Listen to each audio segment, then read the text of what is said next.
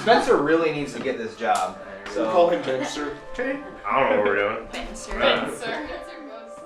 Who are these people? What is this? It's nighttime outside. Yo, now back to the show. This is my crib, alright? Just Another Tuesday was a capstone project for our senior film at the Johnny Carson School of Theater and Film. We wanted to make something with the theme of chance and fate. And it kind of came about from an Aziz Ansari joke that I've always quoted. It's a guy that goes to the bathroom and then realizes that after he has clogged the toilet that his roommate has met his significant other while getting a plunger for their house. I got inspiration from my favorite song talking about moths beating against the lights and how just the breeze from their wings ripples around and affects everything. JAT equals Just Another Tuesday. I have stopped calling it Just Another Tuesday because that is such a mouthful. JAT's its name. So the writing process was pretty interesting because it started with just one spec script that basically has the characters Ben and Clark, but what they do is completely different. We eventually settled on this story of two characters who are as much opposites as possible, but indirectly end up changing the course of each other's lives. Man, on my computer I had probably 20 different distinct drafts before we settled on the final. This film had a budget of around $1,000. To have this many locations and this much cast and feed them and do it right, you have to get a lot of things for free. Thanks to Mars Bar for letting us shoot a huge extra scene. Thanks to Marcus from High Society Cheesecake for letting us shoot at his property. I learned a lot as far as getting those logistical things together and managing a crew that large. We probably had like a 30-person crew of students and volunteers, so it was a really good learning experience to be able to try to make a movie this big. Finding the perfect person starts at the writing level and knowing kind of who you want. It's kind of the same way with music, you know, you get a temp track. The way I do it is I kind of get like a temp actor. Okay, Clark is a very Adam Scott from Parks and Rec kind of person, and then whereas Ben is more of Andy from Parks and Rec. So we had those two types. Do you need an ambulance? What? No, I'm fine. It's okay, man. I ran in front of you, but I really gotta go. Oh, his name is Mr. Patterson, but you can just put Mr. P. But I think it's a big part of knowing how to talk to the actors, and I personally use a lot of like, have you ever done this in your life? You remember how that felt? That's kind of what I want you to do here. Is your car okay? I am so sorry. I should pay more. Do you need an ambulance? What? No, I'm fine. That definitely helps, is having just people that are really, really, really good at what they do. And that was JAT's biggest plus side, I'd say, is that everyone was doing the right thing. Exterior bar, butterfly flies by as the sun sets on Just Another Tuesday. We did it!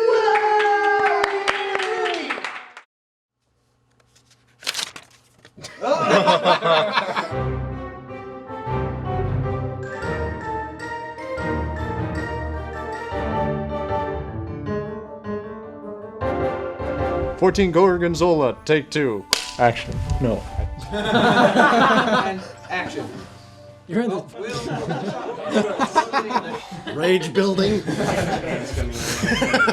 Hey, Chris. Who's Chris? It says your name right here. Hey, Clark.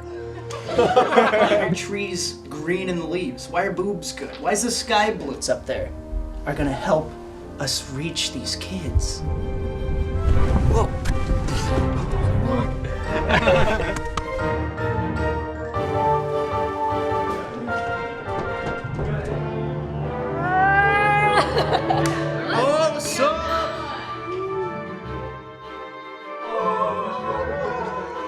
Coffee by Clark.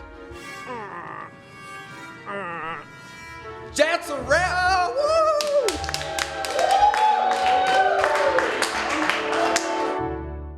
The elevator scene was interesting from a logistical assistant directing point of view. We decided to use 2 working elevators in a student dorm. There are still people going to want to use the elevator, so we had to figure out a way that they wouldn't be calling the elevator we're shooting in to their floor every minute, and we'd have to cut, ride them down to the next floor before we could take a take, and that would just slow everything down. It's kind of a funny system. We did it like the old days with an elevator man. We had whatever floor had someone needing a ride, we'd have that floor walkie-talkie, and the person on the elevator would ride up, pick them up, take them to their destination, and we would be totally fine in our other elevator to continue shooting. The elevator was also fun because my parents were there. They were there for the weekend to see us work and decided to cast them in the film as well. The office was pretty fun to work with just because my parents were there and they had never seen me do this kind of stuff. And so getting to direct my dad for the small scene that he's in was really fun. Working with all the professors, Sharon and Steve both showed up. That was pretty awesome. It was fun to be with my parents in my own work. That's something I'll definitely remember, and I'm glad it's immortalized in our film. On that intersection day, we knew we had to have Ben, played by Spenser, get hit by a car. So one thing we decided to do was have Spenser sit on the hood as the car rolled forward, and then he would fall off. That way we at least get the very end, the tail end of it. So I think we went through a total of about, at least an hour of having Spenser do different variations of diving onto the hood of a car, rolling off, falling onto the ground. There were a couple times where I was like, no, here, you just try it like this. So there's a couple takes of me on the car getting thrown off. When it came time to cut the film, we cut those shots completely.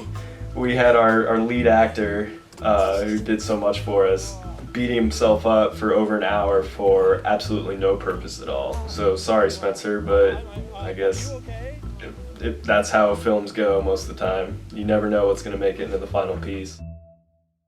We shot the entire film with a 144-degree shutter.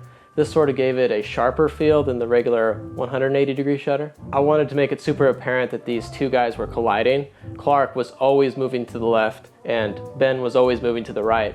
That way, subconsciously, the audience would realize that they're on a collision course together. In the coffee shop scene, I wanted to do something different with the lighting to sort of visualize their chemistry. It was a rainy day, so we didn't have direct sunlight most of the time, so we shot HMIs into reflectors, and we would spin the reflectors to sort of emulate the reflection of cars when they would go by next to the window. I was worried when we shot it because one of the walls was painted a different color than the other walls at High Society Cheesecake, because they were remodeling at the time. And so when it was on Sarah, it was like super blue, and then when it was on Clark, it was all green in the background in comparison. I was able to change the color of the walls to more of a bluish whitish gray that they could both reach. And I did that in DaVinci Resolve, which was a great program to color this in. And so I think that really makes the scene a lot better and shows the power of color grading to make a shot that has some pretty ugly colors, balance it out, and make a better shot. I'd go in the lab, in the evening, and then the first time I check the clock, it'll be 6 in the morning and the night will be gone. So it's kind of fun just to get lost in it, and it's definitely the biggest film I've ever had my hands on. And it was all on Avid too. So that was a unique challenge of inventing a workflow and ironing out the kinks to make it work. Looking at every single frame that we shot, that's honestly my favorite part of it, is going through just the hours and hours of media, looking for just the one little look or one little glance that'll tell the story completely different. Dun, dun, dun. And then we kind of like come in like this, and action. Action! Shit, no.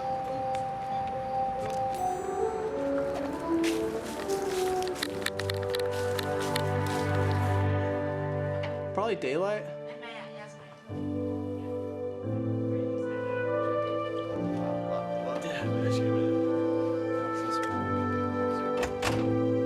And then stop. Action. We thought it would really add to the narrator bits to have these visual effects overlays that sort of displayed all the levels of detail that the narrator knew about that the regular audience didn't. It wasn't on screen long enough where you could really read it and understand it, but it was just like life is full of insane variables, and we wanted to sort of convey that through the visual effects. We kind of wanted this omniscient, godlike perspective on the story to kind of fill in the holes. Huh.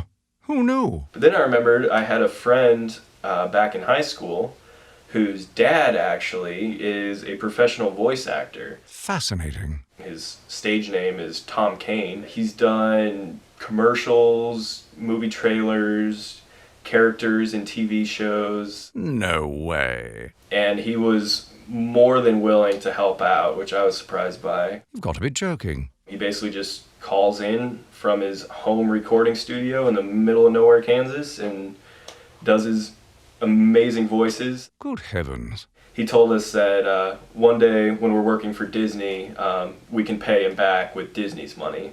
So I'm glad that he was willing to help us out to help us reach that goal of eventually paying him one day. It's starting to sound getting a little Gandalf-y. Frodo, all we can do is make the most of the time we have left. You shall not pass! I think what I want people to take away from Just Another Tuesday is that bad things can happen to you, but that doesn't always mean that it's going to be bad for your life. Sit back and wait for things to happen, because you never know where they'll go. Yeah, I guess careful at stop signs, don't text when you're crossing streets, don't walk backwards through a crowded bar, and everything should work out fine. I hope when you're leaving this film you have a new insight for the world around you and how many infinite variables go into the day-to-day. And I hope you have a positive outlook on life, and thanks for watching. If any of you took time to watch Just Another Tuesday, whether you didn't like it or not, I don't care. Thank you so much for watching it, because it is the culmination of a lot of people's hard work. And so everyone there is just there because they wanted to be there and they wanted to work on it. That was my favorite thing about the entire process. So thank you for watching.